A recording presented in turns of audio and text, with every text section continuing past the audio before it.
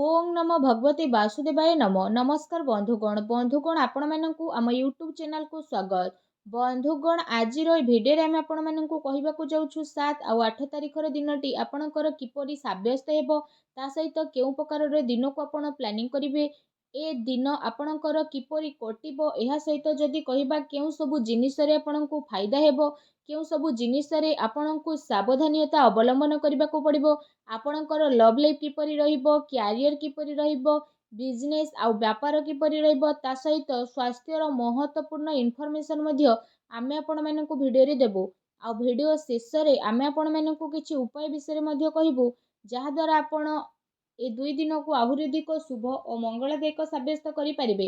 आगो को वीडियो आरंभ करबा पूर्व आमर आपनकु रिक्वेस्ट कि जदि आपण आमर ए चैनल रे नुआ करि आछन्ते तो चैनल को सब्सक्राइब करंतु सांगर नोटिफिकेशन बेल को मध्य ऑन करंतु जहा द्वारा समय समय रे आमर नुआ नुआ वीडियो रो नोटिफिकेशन आपनकु मिलि जिवो। तो आसंतु जानिबा किपरि रहिबो आपणको पई विशेष रूप रे जदि हमें कहिबा 7 और 8 तारिखर दिन सबुठारु प्रथमे कहिबा कि ए 2 दिन रे आपणको पई पॉजिटिव रहिबा पई जाउछि। जदि हमें आपण माननकु कहिबो कि फ्रेंड्स ए 2 दिन रे आपणको भित्तीय स्थिति रे काफी सुधारता आसीबो किछि नुआ स्टार्टिंग करिबा पई ए दिनर टाइम आपणको पई बहुत ही अनुकूल भरा रहिबो आपणकर परिश्रम एवं प्रयासर सार्थक परिणाम ए 2 दिन रे आपणको सामना को आसीबो। विवाह योग्य लोकंको पई कोनोसी भलो संपर्क आसी मध्य पारे आ घरे आपणकर कथावार्ता मध्य आरंभ होई पारे ता सहित समाज एवं संपर्कीयंकरे आपणकर प्रभावशाली व्यक्तित्व सरल स्वभाव कारणरू विशेष रूप रे आपणकर मान प्रतिष्ठा बनिकी रहिबो। समय किछि मिलाजुला प्रभाव मध्य आपणको पई नै करी आसुछि किंतु ताकू आपण बहुत भलो बनैबार अति आवश्यक रहिछि। किछि टाइम रु अति संपर्कीयंक भितरे जहाँ भी लड़ाई झगड़ा चलुथुला त से सबु ए दिन रे कहार माध्यम द्वारा दूर मध्य हेबो एवं संपर्क रे पुणी थरे मधुरता आसीबो। प्रतिष्ठित लोकंक ठारो मिलाजुला बढ़िबो जहाँ आपणको पई भविष्यत पई बहुत ही लाभदायक सिद्ध हेबो। धार्मिक स्थल रे जिबार आपणकर प्रोग्राम मध्य बनिबो जो कारण पई बहुत अधिक शांति एवं हल्का आपण अनुभव करिवे।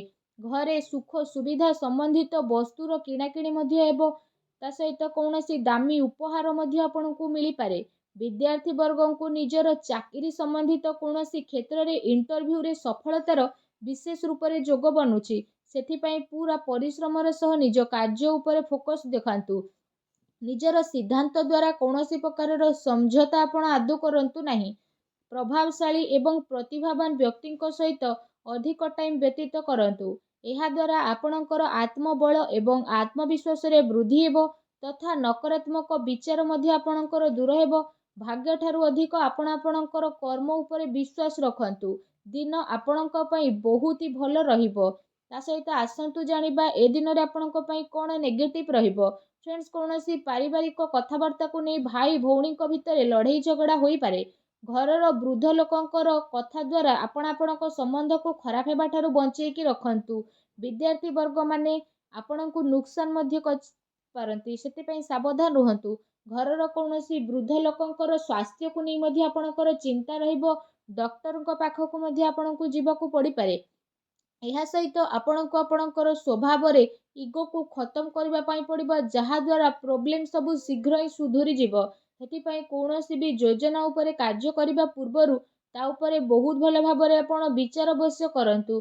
कौनसी दुखद समाचार मिलिबा कारणरू किछि टाइम पई मनरे उदासी एवं नकारात्मक विचार मध्य आपणकर आसी पारे किंतु आपण शीघ्र ही से सबुरु बाहरिबे आगोकू। विद्यार्थी वर्ग पाठ पढ़ा अपेक्षा फालतू भूल बोझमणा रे अधिक ध्यान केंद्रित करिवे।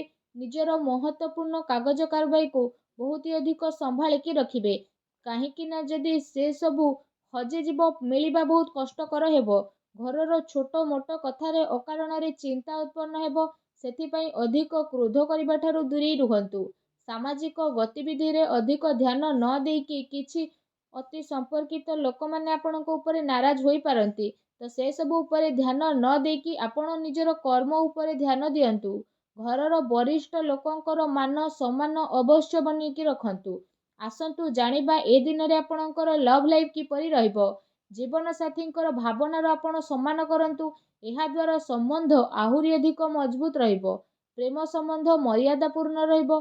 କୌଣସି ବିପରୀତପୂର୍ଣ୍ଣ ଲିଙ୍ଗୀଙ୍କ ଅଚାନକ ମିଶିବା ଦ୍ୱାରା ଆପଣଙ୍କୁ ଆଶ୍ଚର୍ଯ୍ୟଜନକ ପ୍ରସନ୍ନତା ମଧ୍ୟ ଅନୁଭବ ହେବ। ଘର ପରିବାରର ବାତାବରଣ ଆପଣଙ୍କର ବହୁତ ହି ସୁଖଦପୂର୍ଣ୍ଣ ରହିବ। ପତି ପତ୍ନୀଙ୍କ ଆପୋଷିକ ସହଯୋଗ ଘରେ ସୁଖ ଶାନ୍ତି ବନେଇକି ରଖିବ। ପ୍ରେମ ସମ୍ବନ୍ଧ ପାଇଁ ମଧ୍ୟ ଆଗକୁ ଆସୁଥିବା ଟାଇମରେ ପ୍ରୋବ୍ଲେମ ମଧ୍ୟ ଆସିପାରେ, ଆଉ ପୂର୍ଣ୍ଣ ରୂପରେ ଆପଣଙ୍କ ସହଯୋଗ ମିଳିବ। ଜୀବନସାଥୀଙ୍କର ଆପଣଙ୍କୁ ଆପଣଙ୍କ କାର୍ଯ୍ୟରେ ପୂର୍ଣ୍ଣ ରୂପରେ ସହଯୋଗ ପ୍ରାପ୍ତ ହେବ ତଥା ଘରେ ସକାରାତ୍ମକ ବାତାବରଣ ମଧ୍ୟ ଦେଖିବାକୁ ମିଳିବ। ଏହା ସହିତ ଯଦି କହିବା ନିଜର ବ୍ୟସ୍ତତା ଦ୍ୱାରା କିଛି ଟାଇମିଂ ଆପଣ ଆପଣଙ୍କର ପରିବାରର ଲୋକଙ୍କ ସହ ବାହାର କରିବେ। ଏହା ଦ୍ୱାରା ପରିବାରରେ ବିଶେଷ ରୂପରେ ଆପଣଙ୍କର ରେସ୍ପେକ୍ଟ ଆହୁରି ଅଧିକ ବଢ଼ିଯିବ। ଆସନ୍ତୁ ଜାଣିବା ଏ ଦିନରେ ଆପଣଙ୍କର ବ୍ୟବସାୟ କ୍ୟାରିୟର କିପରି ରହିବ। ବ୍ୟବସାୟରେ ଏବେ ବର୍ତ୍ତମାନ ପରିସ୍ଥିତିର ପ୍ରଭାବ ଆପଣଙ୍କର ବନୁଛି। ଧନ ସମ୍ବନ୍ଧିତ ଲେଣଦେଣରେ ମଧ୍ୟ ବହୁତ ଅଧିକ ଆପଣ ସାବଧାନତା ରଖନ୍ତୁ, କାରଣ ଧୋକା ହେବାର ସମ୍ଭାବନା ମଧ୍ୟ ବନୁଛି। ଚାକିରି ପେଶା ବ୍ୟକ୍ତିଙ୍କର ଅଫିସର ମାହୋଲ ବହୁତ ହିଁ ଶାନ୍ତିପୂର୍ଣ୍ଣ ବନିକି ରହିବ। କାର୍ଯ୍ୟକ୍ଷେତ୍ରରେ ଯଦି କୌଣସି ବି ପ୍ରକାରର ନିବେଶ କରିବା ପାଇଁ ଆପଣ ଚାହୁଁଛନ୍ତି ତ ସେ ସବୁ କାର୍ଯ୍ୟକୁ ଆପଣ ବହୁତ ହି ଗମ୍ଭୀରତାର ସହିତ ବୁଝି ନେବେ। ଏହା ଦ୍ୱାରା ଆପଣଙ୍କୁ ବହୁତ ହି ଭଲ ରେଜଲ୍ଟ ବିଶେଷ ରୂପରେ ପ୍ରାପ୍ତ ହେବ। ଦିନ ଆପଣଙ୍କ ପାଇଁ ବହୁତ ହି ଭଲ ରହିବ। ଚାକିରିରେ ନୂଆ ସମ୍ଭାବନା ମିଳିବାର ବହୁତ ହି ଭଲ ଯୋଗ ବନୁଛି। ଏହା ସହିତ କାର୍ଯ୍ୟକ୍ଷେତ୍ରରେ ଯଦି କହିବା ଅନ୍ୟର ହସ୍ତକ୍ଷେପ ଦ୍ୱାରା କର୍ମଚାରୀଙ୍କ ଭିତରେ ମତଭେଦ ଉତ୍ପନ୍ନ ହୋଇପାରେ। ସେଥିପାଇଁ ଆପଣ ନିଜର ନିର୍ଣ୍ଣୟକୁ ପ୍ରାଥମିକତା ଦିଅନ୍ତୁ ତଥା ବ୍ୟବସାୟିକ ଗତିବିଧି ଉପରେ ଆପଣ ନିଜର କଡ଼ା ନଜର ରଖନ୍ତୁ। ଏହା ସହ ଚାକିରି ପେଶା ବ୍ୟକ୍ତି ମଧ୍ୟ ଅଫିସରେ ପଲିଟିକ୍ସର ଶିକାର ମଧ୍ୟ ହୋଇପାରନ୍ତି, ତେଣୁ ଆପଣ ଟିକେ ସାବଧାନ ରୁହନ୍ତୁ। ତା ସହିତ ଯଦି କହିବା ଏ ଦିନରେ ଆପଣ କୌଣସି ବି କାରଣରୁ କାର୍ଯ୍ୟକ୍ଷେତ୍ରରେ ଅଧିକ ଟାଇମ ଦେଇପାରିବେ ନାହିଁ, କିନ୍ତୁ ସେ ସବୁରୁ ବାହାରିକି କର୍ମଚାରୀଙ୍କୁ ଆପଣ ଉଚିତ ସପୋର୍ଟ ମିଳିବ। ଚାକିରି ପେଶା ବ୍ୟକ୍ତିବିଶେଷଙ୍କୁ ନିଜର କିଛି ଉଚ୍ଚ ଅଧିକାରୀଙ୍କର ପୂର୍ଣ୍ଣ ରୂପରେ ସହଯୋଗ ପ୍ରାପ୍ତ ହେବ। ବ୍ୟବସାୟିକ କ୍ଷେତ୍ରରେ ଆପଣଙ୍କର କାର୍ଯ୍ୟକ୍ଷମତାରେ ଆପଣଙ୍କୁ କାମୟାବୀ ମିଳିବ। ସଫଳତା ମଧ୍ୟ ଆପଣଙ୍କୁ ପ୍ରାପ୍ତ ହେବ। ସେଥିପାଇଁ ପ୍ରତ୍ୟେକ କାର୍ଯ୍ୟକୁ ଆପଣ ବହୁତ ହି ଗମ୍ଭୀରତାର ସହ ଭାବନ୍ତୁ। ଚାକିରି ପେଶା ବ୍ୟକ୍ତିବିଶେଷଙ୍କୁ ତାଙ୍କର କାର୍ଯ୍ୟକ୍ଷମତା ପାଇଁ ପ୍ରୋତ୍ସାହନ ପ୍ରାପ୍ତ ହେବ, ଯେଉଁ କାରଣ ପାଇଁ ତାଙ୍କର ମନ ବହୁତ ହି ପ୍ରସନ୍ନ ରହିବ। ଆସନ୍ତୁ ଜାଣିବା ଏ ଦିନରେ ଆପଣଙ୍କର ସ୍ୱାସ୍ଥ୍ୟ କିପରି ରହିବ। ଯଦି କହିବା ଏ ଦିନରେ ଆପଣଙ୍କ ସ୍ୱାସ୍ଥ୍ୟ ବହୁତ ହି ଉତ୍ତମ ରହିବ ତଥା ଆପଣ ଊର୍ଜାରେ ଭରପୁର ରହିବେ। ଏ ଦିନ ଆପଣ ନିଜେ ନିଜକୁ କାଫି ତନ୍ଦୁରୁସ୍ତ ଓ ଚିନ୍ତାମୁକ୍ତ ମଧ୍ୟ ଅନୁଭବ କରିବେ। ତା ସହିତ ଏ ଦିନର ଟାଇମ ଆପଣଙ୍କ ସ୍ୱାସ୍ଥ୍ୟ ଦୃଷ୍ଟିରୁ ବହୁତ ହି ଭଲ ସମୟ ରହିବାକୁ ଯାଉଛି। ଏହା ସହିତ ନିଜ ସ୍ୱାସ୍ଥ୍ୟକୁ ଆହୁରି ଅଧିକ ଭଲ ରଖିବା ପାଇଁ ଆପଣ ପ୍ରତ୍ୟେକ ଦିନ ଯୋଗ କରନ୍ତୁ, ବ୍ୟାୟାମ କରନ୍ତୁ ଏବଂ ସୁସ୍ଥ ରୁହନ୍ତୁ। ଆସନ୍ତୁ ଜାଣିବା ଏ ଦିନରେ ଆପଣଙ୍କ ପାଇଁ କ'ଣ ବିଶେଷ ଉପାୟ ରହିଛି।